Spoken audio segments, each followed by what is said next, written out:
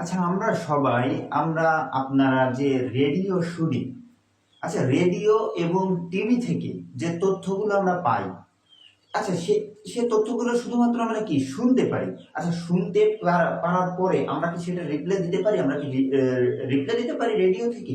টিভিতে যে একটা নিউজ কিংবা সিনেমা যাই আপনি দেখেন না কেন, সেটা কি আমরা রিপ্লাই দিতে পারি?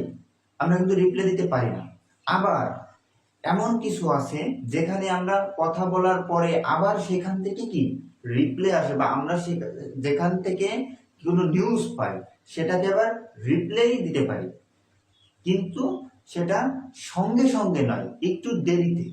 যেমন ওয়াকি টকিতে যখন কথা বলা হয়, তখন ওই পাশ থেকে কোনো মেসেজ দিলে যতক্ষণ না পর্যন্ত উনি শেষ করছেন ততক্ষণ পর্যন্ত আমি অ্যান্সার করতে পারবো না।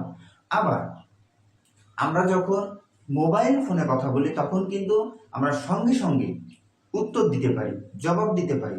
তো এই যে এই তিনটা পদ্ধতিকে কি বলা হয়? প্রথম যে পদ্ধতি, আমরা রেডিও টেলিভিশন থেকে মেসেজ নিতে পারি কিন্তু রিপ্লাই দিতে পারি না, এটি হচ্ছে সিমপ্লেক্স।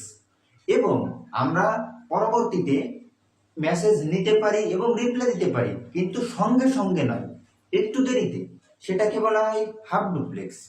এবং আমরা সাথে সাথে যেটা রিপ্লাই দিতে পারি, যেমন মোবাইল ফোনে কথা বলার সময় আমরা রিপ্লাই দিতে পারি, সেটাকে বলা হয় ফুল ডুপ্লেক্স। এইচএসসি আইসিটিতে এইভাবে অনেক কিছু ডিটেলস এবং প্র্যাকটিক্যালি শিখতে চাইলে আমাদের মেসেজ করতে পারেন। ধন্যবাদ।